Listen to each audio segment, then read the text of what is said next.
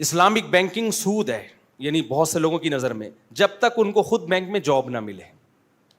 حضرت مفتی تقی صاحب کو صبح شام برا بھلا کہتے ہیں، جب بینک سے آفر آ گئی تو بھائی مفتی تقی صاحب کا فتویٰ ہے یار، یہ کس کا فتویٰ ہے، میں اپنی طرف سے تھوڑی کہہ رہا ہوں. عدالتی خلا کا لدم ہے، کوئی حیثیت نہیں ہے، 2 ٹکے کی حیثیت نہیں ہے عدالتی خلا کی. لیکن اگر پرانا شوہر اب یاد آ رہا ہے تو بھائی ذرا کسی مفتی سے پوچھ تو لو کہ یہ خلا شرعی لحاظ سے ٹھیک ہوا بھی تھا کہ نہیں ہوا تھا. یہ ایسے کیسز یہ سارے وہ ہیں جو ہم مشاہدہ بولو کر رہے ہیں. سیکولر لبرل آدمی صبح و شام چیختا رہے گا کہ بہن کو اسلام نے آدھی جائیداد کیوں دی ہے، پوری کیوں نہیں دی، بہن کا حصہ اتنا کیوں نہیں ہے جتنا بھائیوں کا ہے. لیکن جب سیکولر آدمی کے ابا کا انتقال ہو گیا تو پھر بہن کو پورا حصہ دینے کے لیے تیار نہیں ہوتا. پھر ہمارے پاس آتا ہے، مفتی صاحب میری بہن کہہ رہی ہے 1 کروڑ تمہارے تو 1 کروڑ ہی میرے، اور میرے ابا نے وصیت کی تھی کہ 1 کروڑ میرے تو 1 کروڑ اس بیٹی کو بھی دینا. تو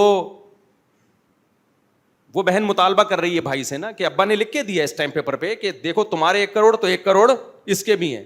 تو وہ آئے گا، مفتی صاحب ابا کی یہ وصیت شرعن، عین پہ پورا نا عین نکالتے ہیں پھر اندر سے، شرعن و عقلن نافذ ہوگی کہ نہیں ہوگی. مفتی صاحب کہتے ہیں بھائی وصیت کیا ہے، کالعدم، بہن کو آدھا ملے گا، آپ کو پورا ملے گا، ڈبل ملے گا. ابا نے جو کہہ دیا بیٹی کو بھی پورا ملے، یہ ابا کی وصیت کیا ہے، کالعدم. تو فتویٰ لیتے ہیں، دیکھو اسلام مفتی لوگ زیادہ سمجھتے ہیں، مفتیوں سے فتویٰ لیا جائے. تو یہ مارکیٹ میں کیا ہو رہا ہے. اب یوٹیوب کی ارننگ کے جو میں بتایا نا جائز ہے، تو لوگ کہتے ہیں دیکھو اپنے چینل کو حلال کرنے کے لیے جائز ہے. حالانکہ میں بار بار کہتا ہوں ہم نے جب اس پہ جواز کا فتویٰ دیا تھا ہمارا کوئی چینل سرے سے تھا ہی نہیں، نہ بنانے کا ارادہ تھا. لیکن لوگ کیا کر رہے ہوتے ہیں ہمارے خلاف، یہ مولوی خود چیزوں کو حلال کرنے کے لیے یوٹیوب حلال ہو گیا، دیکھو اصل میں پھر خود تھوڑے دنوں میں چینل کھول رہے ہوتے ہیں، مونیٹائز کرا رہے ہوتے ہیں. پھر جب ان سے کہا کہ یار یہ تو حرام ہے، بھائی مفتی طارق مسعود صاحب کا فتویٰ ہے، جامعۃ الرشید کا فتویٰ ہے، ہم بھائی مفتیوں کے فتوے کو فالو کریں گے. میں سمجھا پا رہا ہوں اپنی بات کہ نہیں سمجھ میں آ رہا. اچھا میرے بھائی جھگڑوں میں یہی چل رہا ہے. جب ابا کو بیٹوں سے حق چاہیے تو وہ ساری حدیثیں جو ماں باپ کے حقوق پر ہیں A to Z، صحیح ضعیف، حسن لغیری حسن لعینہ، اور ضعیف جو ہے صحیح لغیری صحیح لعینہ، ساری متواتر حدیثیں یاد کر کے بیٹے کو سنا رہے ہوتے ہیں. سمجھ میں آ رہی بات کہ نہیں آ رہی کہ اسلام میں باپ کا یہ حق ہے، یہ حق ہے، یہ حق ہے. جب بیٹا بڑا ہو کر کہتا ہے ابا وہاں دل چاہ رہا ہے، یا ابا میرے پاس اب ارننگ بھی ہو گئی ہے میں شادی کرنا چاہتا ہوں، اور پھر بیٹا ایک حدیث بھی سنا دے، صحیح ہے، تو پھر یہاں ابا اسلام کو کیا کرتے ہیں سائڈ. پھر ابا کہتے ہیں تو ہوتا کون ہے باپ کے سامنے ایسی باتیں کرنے والا، میں نے تجھے پال پوس کے بڑا اس لیے کیا ہے کہ تو مفتی طارق مسعود کے بیان سن کے 4 شادیوں کی باتیں کرے. نالائق، پہلے میرا جو تیرے اوپر خرچہ ہوا ہے وہ کما کے مجھے ریٹرن لوٹا، اس کے بعد جو ہوگا دیکھا جائے گا. ہر آدمی فنٹر بنا ہوا ہے بھائی. بعض مسجدوں کے امام اکثر ایسے نہیں ہوتے، آپ اماموں کو برا نہ سمجھیں، بعض امام کیا کرتے ہیں جب پیسوں میں وہ گڑبڑ کر رہے ہوتے ہیں نا، جب کوئی امام کے ساتھ بد کلامی کرے، بد تہذیبی کرے، تو امام صاحب کہتے ہیں امام کا شریعت میں احترام ہے، جس کے پیچھے نماز پڑھتے ہو احترام ہے. 100% ہم بھی مانتے ہیں بھائی علماء ورثۂ انبیاء ہیں، علماء انبیاء کے وارث ہیں، حدیث میں آتا ہے. تو نبی کا جب احترام ہے تو نبی کے وارثوں کا بھی احترام ہے. لوگ کہتے ہیں حضرت آپ سر پہ دم کر دیں ہمارے، آج کے بعد آپ کی کبھی غیبت نہیں کریں گے، آپ ہمارے بڑے، آپ ہمارے باپ، کیونکہ آپ نے ہمیں نبی کی حدیث سنا دی. پھر جب بعض اماموں کی بات کر رہا ہوں، دیکھو اماموں سے بدگمان نہ ہو، بیچارے ویسے ہی اماموں کے لوگوں نے قط بنائی بھی ہوتی ہے. لیکن بعض ائمہ کیا کر رہے ہوتے ہیں بھائی چندہ آ رہا ہے، پتہ نہیں کتنا آ رہا ہے، کہاں جا رہا ہے، کوئی حساب و کتاب نہیں ہے.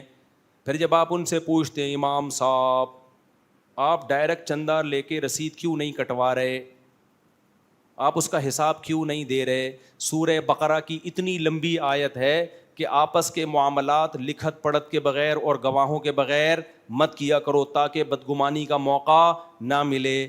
تو امام صاحب فوراً العلماء ورثۃ الانبیاء، علماء سے ایسے بات نہیں کی جاتی. حضرت چلو اور نرم لہجے میں بات کر لیتا ہوں. امام صاحب جو اس دن 20 لاکھ روپے آئے تھے اس کا کوئی حساب و کتاب نہیں ہے، کہاں گئے؟ بہت تمیز سے درود شریف پڑھ کے بات شروع کرتا ہوں میں. سمجھ رہے ہو؟ امام صاحب کہیں گے تمہیں شرم نہیں آتی؟ اتنی بڑی داڑھی میں نے رکھی ہوئی ہے، میں چور نظر آ رہا ہوں تمہیں کیا شکل سے؟ تو اب آپ جواب میں کہو امام صاحب سورہ بقرہ میں اللہ نے جو کہا مالی معاملات کو لکھو، کنفیوژن پیدا نہ کرو، بدگمانی کو موقع نہ دو، اس میں اللہ یہ نہیں کہا یہ کام بغیر داڑھی والے کریں، داڑھی والے نہ کریں. ایسی کوئی شرط اللہ نے بولو نہیں لگائی. جب میں دوسری شادی کر رہا تھا نا، لوگوں نے کہا تمہارے بچے ہیں تمہیں شرم نہیں آتی یہ کام کرتے ہوئے؟ میں نے کہا اللہ میاں نے جو کہا نا 2 2 3 3 کرو، اس میں اللہ نے یہ اگر کہہ دیتا جن کے بچے نہیں ہیں وہ کریں تو میں نہیں کرتا. اللہ میاں نے کہا جتنے بھی مسلمان ہیں وہ کریں. پھر کسی نے کہا داڑھی رکھ کے یہ کام کرو شرم نہیں آ رہی؟ میں نے کہا اللہ میاں نے جو قرآن میں کہا 2 2 3 3 کرو، اس میں یہ نہیں کہا کہ بغیر داڑھیوں والے کریں، داڑھی والے نہ کریں. بعض لوگوں کی داڑھی سفید ہوتی ہے وہ یہ کام کر رہے ہوتے ہیں تو لوگ کہتے ہیں سفید داڑھی میں دوسری شادی کرتے ہوئے تمہیں شرم نہیں آتی؟ ایک صاحب آئے نا، میں نے کہا ان کو بولو قرآن میں اللہ نے یہ نہیں کہا جن کی کالی داڑھی ہیں وہ 2 2 3 3 اور 4 4 کریں، سفید والے یہ کام بولو نا نہیں کریں. ایک صاحب کرنے لگے، کسی نے کہا تمہاری پہلی بیوی اتنی اچھی ہے، پسندیدہ ہے، اس کے ہوتے ہوئے کیوں کر رہے ہو دوسری؟ وہ میرے پاس ہے، میرے پاس دلائل بہت ہیں الحمدللہ. میں نے اس سے کہا اللہ میاں نے کہا فن کی ہو ما طاب لکم، جو تمہیں پسند آئیں ان سے 2 2 کرو، پہلی بھی پسند تو دوسری بھی پسند. یہ نہیں اللہ نے کہا جو ناپسندیدہ ہو تو کرو. نہیں آ رہی میرا خیال ہے بات؟ تو بھائی اللہ نے جو کہا ہے نا ویسے کر لو، ٹھیک ہے؟ ہمت نہیں ہے تو مت کرو، اللہ کو قانون کو چینج کرنے کی کوشش مت کرو. تو اب امام صاحب سے آپ نے پوچھا امام صاحب آپ یہ جو گڑبڑ کر رہے ہیں چندوں میں کو پتہ ہی نہیں چل رہا. امام صاحب فوراً علماء عین نکالیں گے پورا نا. سب امام نہیں، بعض اکثر تو الحمدللہ ٹھیک ہی چل رہے ہیں، اس شعبے میں خیر غالب ہے. تو وہ عین نکالیں گے اندر سے علماء کے بارے میں. شرعن یہ جائز نہیں ہے طریقہ، شرعن بات کرنے کا یہ طریقہ ٹھیک. عین بڑا ٹائٹ نکلتا ہے پھر ایسے موقع پہ، ایک ہا بہت خاندانی نکلتا ہے اور ایک عین بہت خاندانی نکلتا ہے.